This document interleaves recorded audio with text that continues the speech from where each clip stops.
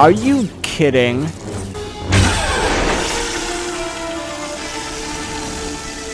are still coming through. This is impossible!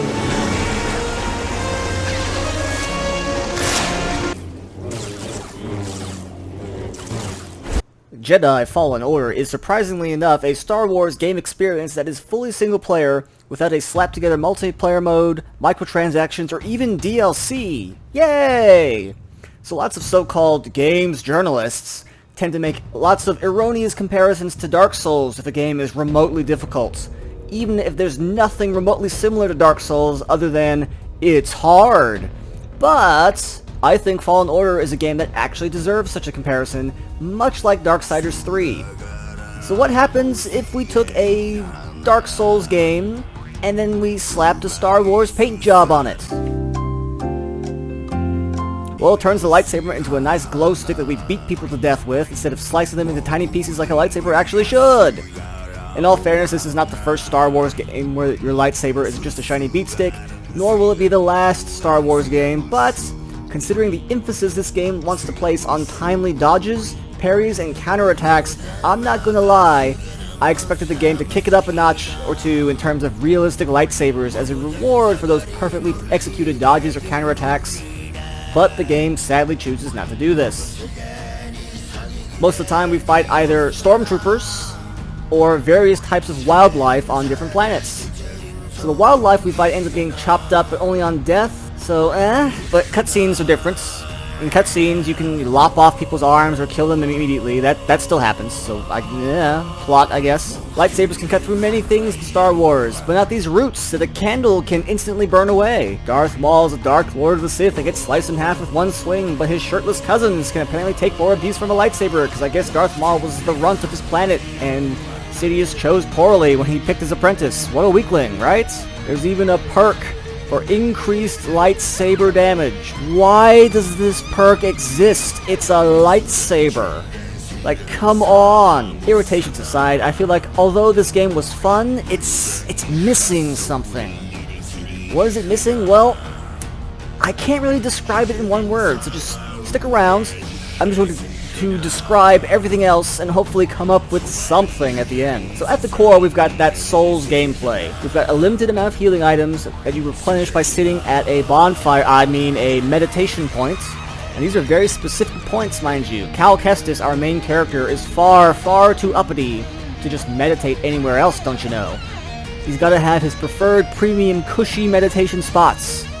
So enemies, just like Dark Souls, will respawn every time you rest as well.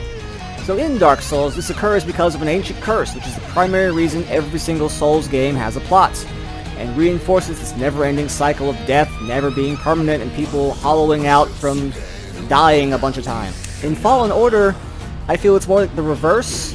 Like our character actually has the power of Groundhog Day or Edge of Tomorrow or something. This isn't ever stated, mind you, it's just something I've kind of rationalized as to why the Empire will put the same soldiers in the same spots and then the wildlife ambushes them in the same spots every single time.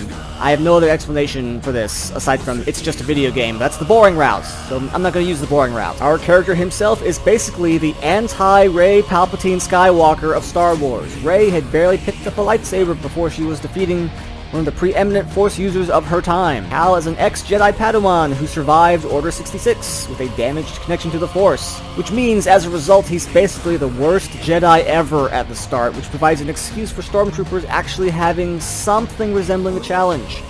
Over the course of the game you learn, or more accurately in our character's case, we relearn basic Jedi skills like Force Push, Force Pull, double jumping, etc., as well as getting various new gadgets to enable us to traverse the world faster or access areas you previously couldn't, because that's right! We've got a little Metroidvania aspect to the world as well. This enables levels to be reused as you go explore areas you simply couldn't before.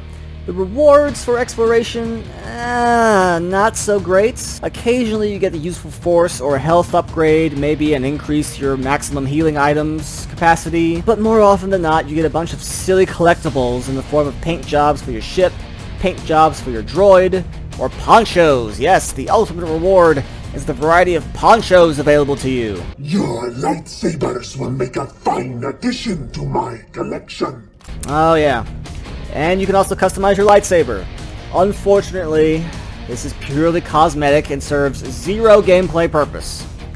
I would have liked some minor gameplay differences here, enabling me to tailor a lightsaber to my own particular playstyle. However, considering the basic combat loop of the game is slash a couple times, dodge or parry, slash a couple more times, rinse and repeat till you win, I suppose there really isn't that much variety unless you also add in Force powers.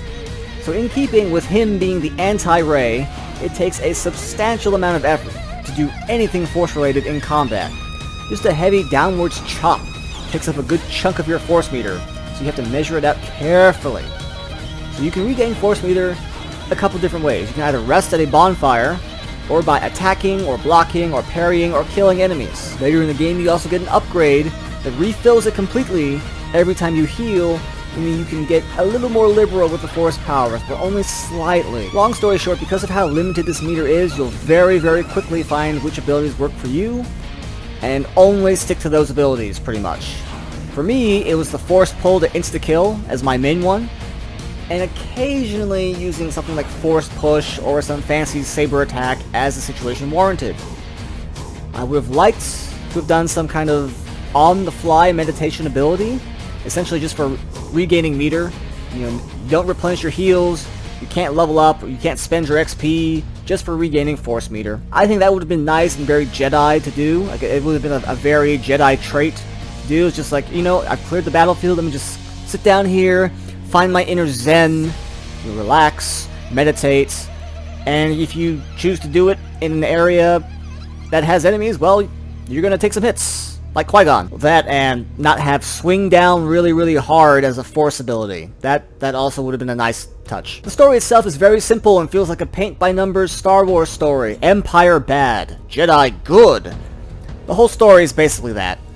Some now dead Jedi has left behind a trail of holographic breadcrumbs, leading to an archive of Force-sensitive children in the galaxy, ignoring the fact that this holocron was buried years ago and that these Force-sensitive children are likely young adults, or should be young adults by now, instead of what the game is trying to portray them as.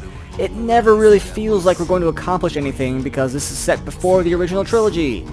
So we know for a fact there isn't an up-and-coming surge of Jedi trained by Cal Kestis, because Obi-Wan and Yoda are going to train up Luke Skywalker. He's going to defeat the Empire. And then all the Jedi are going to get massacred anyway by his nephew, and then he goes into hiding to drink some milk. Wow, that's depressing. Speaking of, the characters, well, they exist. They're there. You've got your cocky pilot, you've got your helpful little droid who can hack things, you've got your mentor, the dark side waifu who joins at the last minute and doesn't really do all that much, and the incredibly predictable twist of the ex-Padawan turned main antagonist. The characters talk, they argue, but something just feels off. In a way, most of them feel like they're just there to fill a Star Wars character niche. They fill that role, they don't do a half-bad job, and that's it. Nothing really spectacular, nothing really stands out. The main character never gets tempted to the dark side, not really.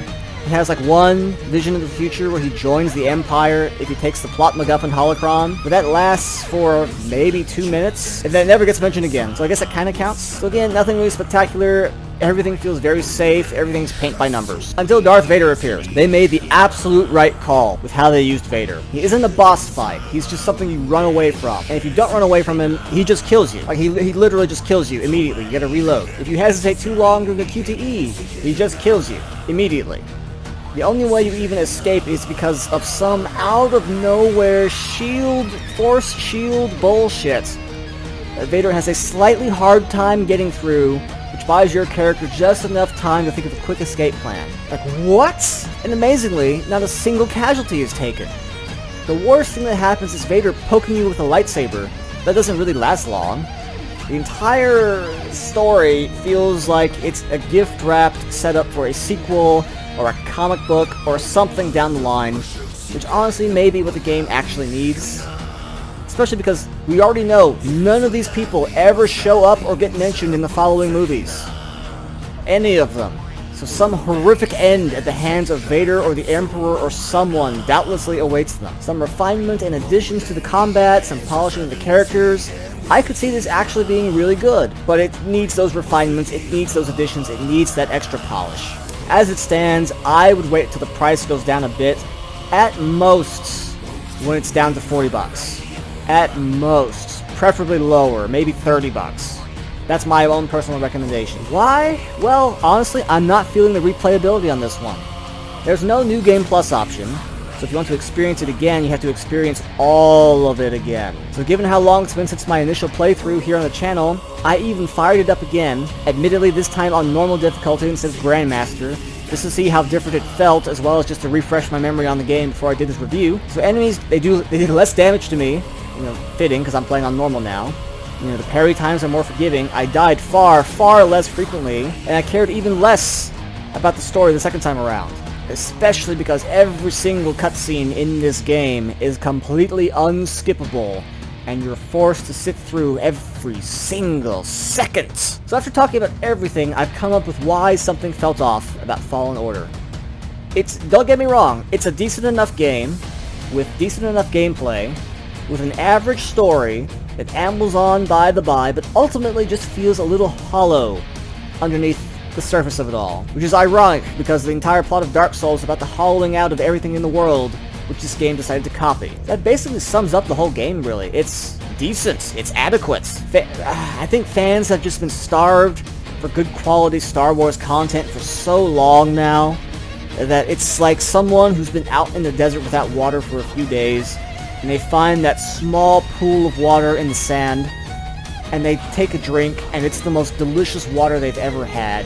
Not because it really is the most delicious water they've ever had, but because it's been so long since they've had a good, cool drink that it feels so good. And I think that's partly the reason why this game was received so amazingly. Again, it's not terrible. It's not the best Star Wars experience either, at least in my personal opinion. That's all this is. This is all just my personal opinion. So on that slightly depressing note, thanks for watching! If you like what you see here, don't forget to like, comment, and subscribe. If you think I'm wrong, well, you know what? Feel free to comment anyway. Or hit me up on Twitter, heck, why not both?